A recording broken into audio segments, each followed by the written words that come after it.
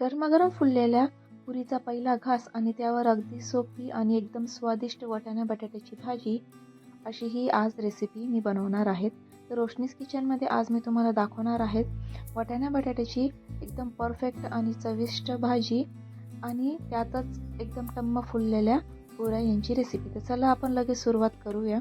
कुकरमध्ये मी पाणी गरम करायला ठेवलं होतं.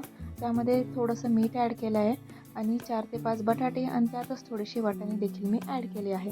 तर 2 ते 3 शिट्ट्या होस तर हे व्यवस्थित आपल्याला शिजू द्यायचे आहे. तोपर्यंत आपण इथे पुऱ्यांचं पीठ मळून घेऊया. इथे मी 2 वाटी गव्हाचं पीठ घेतलं आहे. वरतून 2 ते 3 चमच बेसन पीठ ॲड केलेलं आहे. वरतून मी थोडंसं जिरं ॲड केलं आहे. अर्धा चम्मच हळद, अर्धा चम्मचलाही कमी लाल तिखट टाकलं आहे आणि वरतून चवीनुसार इथे मी मीठ ॲड केलेलं आहे. तर इथे मी थोड्याशा तिखट पुऱ्या करत आहे. तर तुम्हाला आवडत नसेल तर तुम्ही इथे लाल तिखट आणि हळद स्किप देखील करू शकता. फक्त मीठ पण ॲड करू शकता. आणि इथे बेसन पीठ देखील ऑप्शन आहे. पण तुम्ही एकदा बेसन पीठ टाकून या पुऱ्या नक्की करून बघा. फार छान आणि स्वादिष्ट लागतात खायला. त्यानंतर इथे जेवढं पहिले सुके इन्ग्रेडियंट्स होते तेवढे सगळे मी व्यवस्थित मिक्स करून घेतले आहे. त्यानंतर आता इथे मी हळूहळू पाणी टाकून याचं एक घट्ट पीठ मळून घेणार आहे. जसं आपण चपात्यांचं पीठ भिजतो त्यापेक्षा आपल्याला हे पीठ थोडंसं घट्टच भिजायचं आहे. तुम्ही व्हिडिओमध्ये बघू शकता. तुम्हाला जेवढं जास्त मळता येईल तेवढा वेळ आपल्याला हे पीठ मळून घ्यायचं आहे. त्याने आपल्या पुऱ्या फार छान टेस्टी बनतात. आता इथे माझं पीठ मळून रेडी आहे. मी 10 ते 15 मिनटं व्यवस्थित झाकून ठेवणार आहे.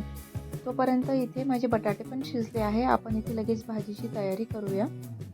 कढईमध्ये 2 चम्मच तेल ॲड केलं आहे. त्यामध्ये अर्धा चम्मच जिरे, अर्धा चम्मच मोहरी, थोडासा कढीपत्ता आपण ॲड इथं करून घेणार आहे.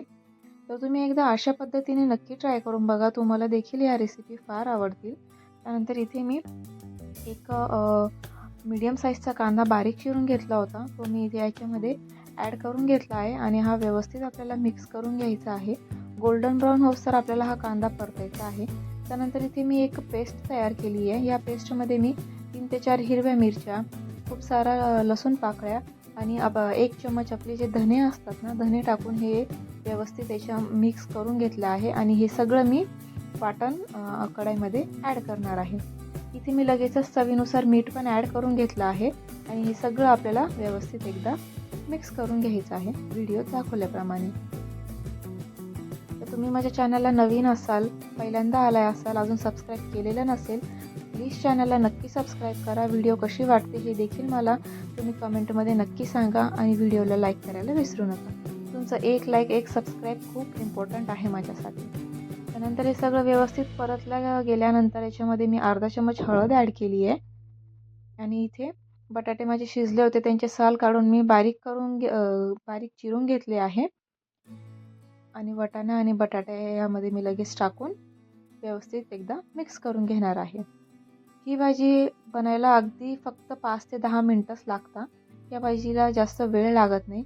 ॲक्च्युली लहान होतो तर कुठे ट्रिपला जायचं असलं, कुठं पिकनिकला जायचं असलं तर पुरी आणि बटाट्याची भाजी मोस्ट ऑफ दी टाईम फिक्सच असायची.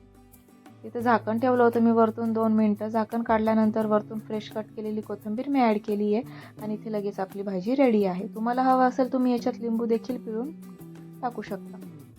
त्यानंतर इथे मी लगेच कढईत पुऱ्या तळण्यासाठी तेल गरम करायला ठेवलं आहे आणि इथे मी आता पुऱ्या लाटायला घेणार आहे. तर पोळपाटला मी थोडंसं तेल लावलं होतं आणि त्यावर आता हे पीठ मी पुन्हा एकदा व्यवस्थित मळून घेते आहे. फक्त एक लक्षात राहू द्या की पुरणचे पीठ जे आहे ते आपलं प्रॉपर मळलं गेलं पाहिजे. जास्तही पातळ नको आहे. पीठ जर आपल्या चपात्यांसारखं किंवा त्याच्यापेक्षा जर जास्त पातळ झालं तर आपली एकही पुरी फुलणार नाही आणि ते तेल देखील जास्त सोसतील. त्यामुळे आपल्याला इथे घट्टच पीठ भिजायचं आहे. तर इथे मी पीठ भिजून झाल्यानंतर, मळून झाल्यानंतर त्याचे असे गोळे करून घेतले आहे. आपण चपातीला करतो त्याच्यापेक्षा मोठे. आणि इथे मी पीठ लावून इथे मी एक मोठी पोळी लाटून घेणार आहे. तुम्ही इथे पिठाऐवजी तेल पण वापरू शकता. तुम्हाला जसं सोपं पडेल तसं. पण मग जर तुम्ही पीठ लावत असाल तर एक लक्षात राहू द्या की तुम्ही सुरुवातीलाच जेवढं पीठ लावायचं आहे तेवढं लावा. नंतर थोडंही पिठाचा वापर करायचा नाही आहे. कारण नंतर मग जास्त ती आपल्या ज्या पुऱ्या आहे ना त्या व्हाईट दिसतात किंवा पिठाळ्या दिसतात त्यामुळे. तर मी एक मोठा गोळा घेतला होता. त्याची मी अशी मोठी चपाती लाटून घेतली आहे आणि एक वाटी घेतली आहे मी. वाटी म्हणा किंवा जे एखाद्या डब्याचं झाकण असेल तुम्ही ते देखील घेऊ शकता आणि त्याच्याने अशा पुऱ्या कट करून घेऊ शकता. जर तुम्हाला ही पद्धत अशी जर आवडत नसेल तर तुम्ही एक एक छोटं गोळा घेऊन एक एक पुरी देखील लाटू शकता. पण मला ही पद्धत थोडी जास्त म्हणजे सोपी आणि फास्ट वाटते, त्यामुळे मी नेहमी ह्याच पद्धतीने करते.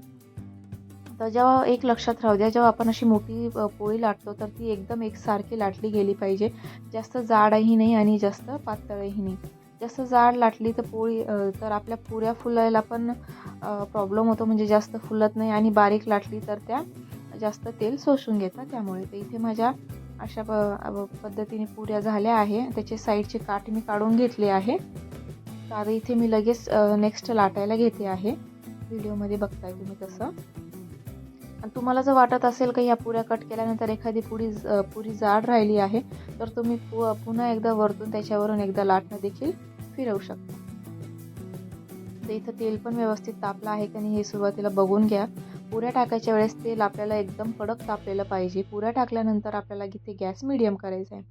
तर एक टीप इथे लक्षात राहू द्या. पहिली पुरी मी टाकली आहे, तर पुरी टाकल्यानंतर आपल्याला वरतून लगेच असं झाऱ्याने प्रेस करायचं आहे. प्रेस केल्याने काय होतं की आपली जी पुरी आहे ती फुलायला एकदम छान हेल्प होती. तुम्ही बघू शकता मी 2 पुऱ्या टाकल्या आणि दोन्ही पुऱ्यांना असं वरतून एकदम हलक्या हाताने प्रेस करते, तर किती छान एकदम टम्म फुलल्या आहेत माझ्या पुऱ्या. आणि याच्यानंतर मी अजून एक पुरी तुम्हाला ॲड करून दाखवेल. बघा ही पुरी मी ॲड केली, पण हिला मी लगेच वरतून प्रेस करत नाही आहे. इथे लगेचच आपल्याला प्रेस करायचं हे लक्षात राहू द्यायचं आहे. इथे मी प्रेस नाही केलं तर ती पुरी देखील माझी फुलली नाही. त्यामुळे ही टीप खूप इम्पॉर्टंट आहे. जर तुम्हाला तुमच्या पुऱ्या व्यवस्थित फुलवायच्या असतील तर तुम्ही कणिक मळल्यापासून ज्या ज्या गोष्टी मी सांगितल्या आहेत त्या जर फॉलो केल्या तर तुमची एकूण एक पुरी इथे 100% व्यवस्थित फुलेल. आता या पुऱ्यांना जास्त तेल देखील लागलेलं नाही आहे. मी तुम्हाला एक पुरी काढून दाखवते. तुम्ही बघू शकता अजिबात माझ्या पुऱ्या एकही पुरी माझी अशी तेलकट झालेली नव्हती आणि सगळ्याच पुऱ्या एकदम व्यवस्थित फुलल्या होत्या. तर व्हिडिओत दाखवते त्याप्रमाणे तुम्ही नक्की माझ्या टिप्स फॉलो करा. तुमच्या देखील पुऱ्या अशाच व्यवस्थित फुललेल्या बनतील. पुऱ्या टाकल्यानंतर व्यवस्थित आपल्याला वरतून प्रेस करायचं आहे, तरच त्या व्यवस्थित फुलतील. आणि तेल आपलं पूर्णपणे गरम झालेलं पाहिजे. आणि पुऱ्या टाकायच्या वेळेस गॅस फुल ठेवायचा आणि थोड्या वेळानंतर आपल्याला इथे गॅस मीडियम करून द्यायचा आहे. म्हणजे पुऱ्या जेव्हा आपण फ्राय करू तेव्हा गॅस मीडियम करायचे, म्हणजे त्या कच्च्या देखील राहणार नाही. तर त्यानंतर इथे तेल माझ्या सगळ्या पुऱ्या तळून झालेल्या आहे आणि तेल पण तापलेलंच होतं. तर मी इथे लगेच थोडेसे कुरडई आणि पापड मला फार आवडतात, त्यामुळे ते लगेच मी इथे ते पण तळून घेतले आहे. इथे आपली मस्त वाटाणे बटाट्याची भाजी, पुऱ्या आणि पापड आणि कुरड्या मस्त तळून रेडी आहे.